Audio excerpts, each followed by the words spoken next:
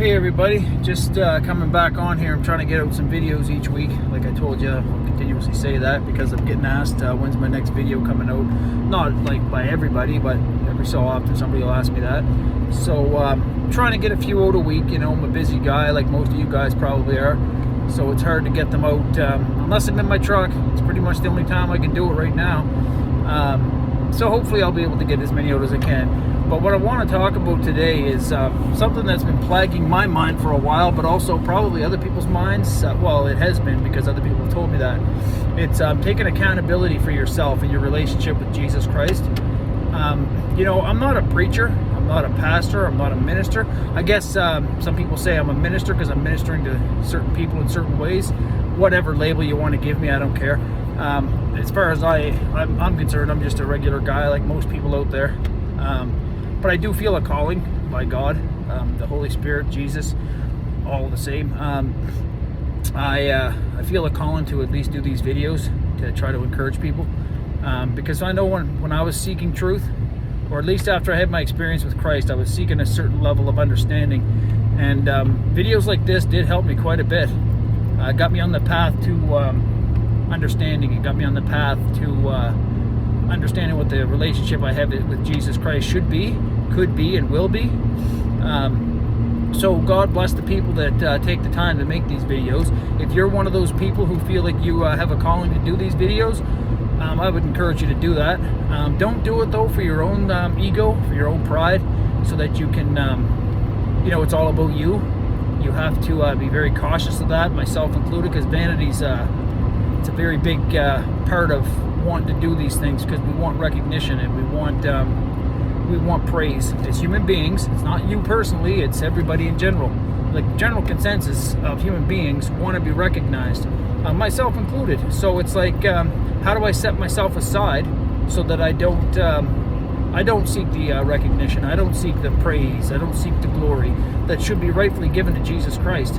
So the relationship with Jesus Christ is the understanding that you have to submit to His will.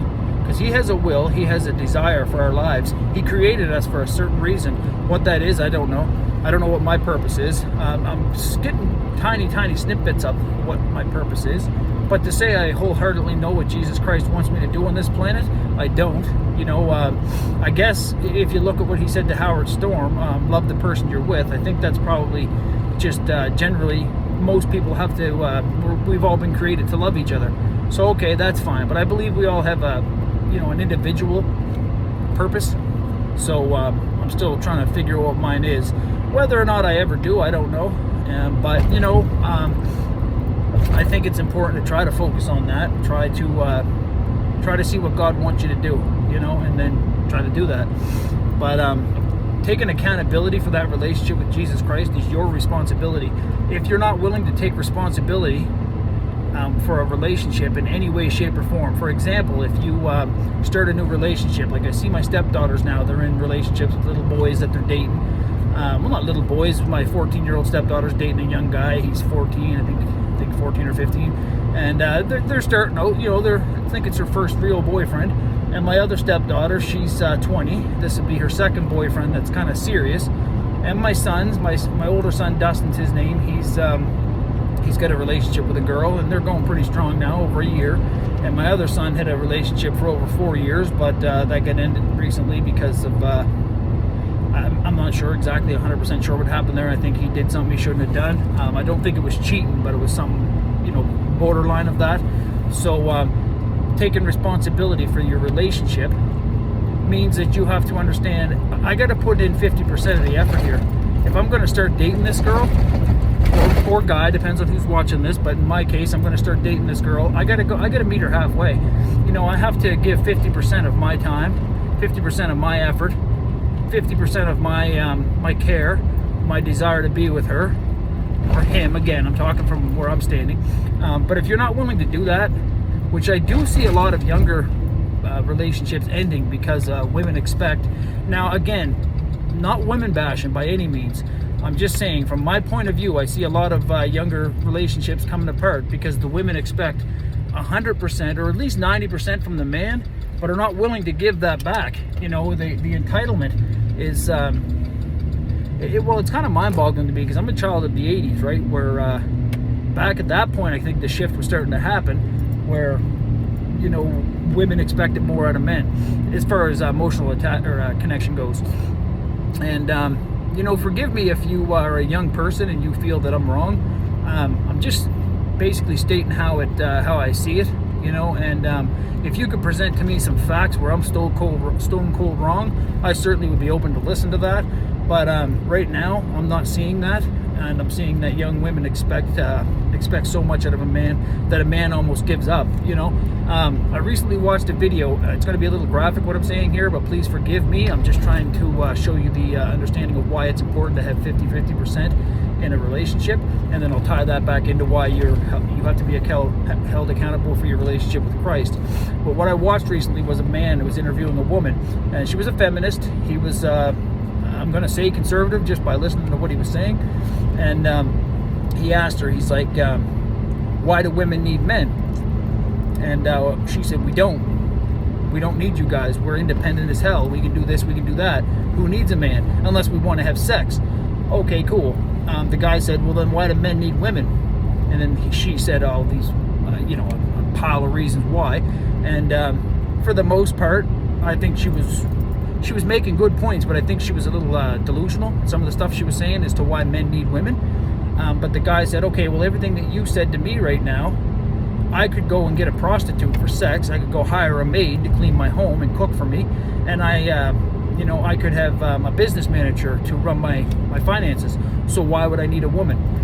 And it kind of stumped her. She's like, wow, okay, cool. Maybe I'm wrong. Again, I know that was a little graphic, and I'm sorry for that because I don't like to be too graphic, but I gotta, you know, convey the message. And you know, I think her eyes were kind of a bit opened, even though her ego was standing in the way and she didn't want to admit it. But I think she was kind of pleasantly surprised with what he had to say, because I don't feel like he was wrong. Now, I mean, as a Christian man, you don't go hire prostitutes. Simple as that. You could hire a maid. I don't think there's anything wrong with that. You could even hire a business manager to keep your finances in check. So now why do I need a woman? As a man speaking, I need a woman because, well, one, I'm heterosexual and I am attracted to the opposite sex.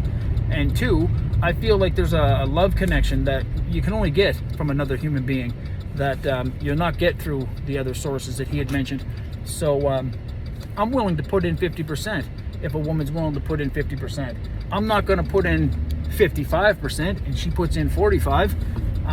In the beginning, mind you, I do a lot for Katie and my kids, and I feel like a lot of the times I'm actually doing 100% more than they are, but I think most married men feel that way. But again, not to downsize women, because she does a lot for me too. You know, she really does. She's a good human being. Yeah, she irks me, but again, I think I have to take a little responsibility for that, because I believe that I'm a person that's irked very easily.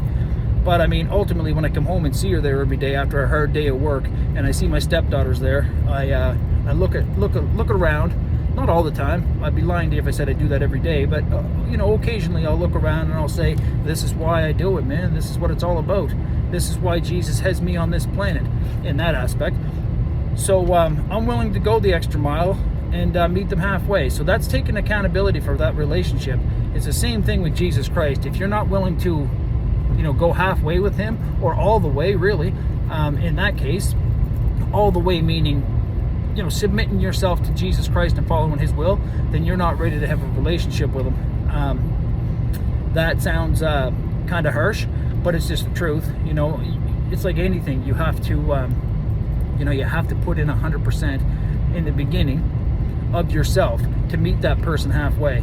Same thing with Christ. Now, Christ will meet you where you're at. He understands you're not going to really understand what it means to have a relationship with him, but you know, he's going to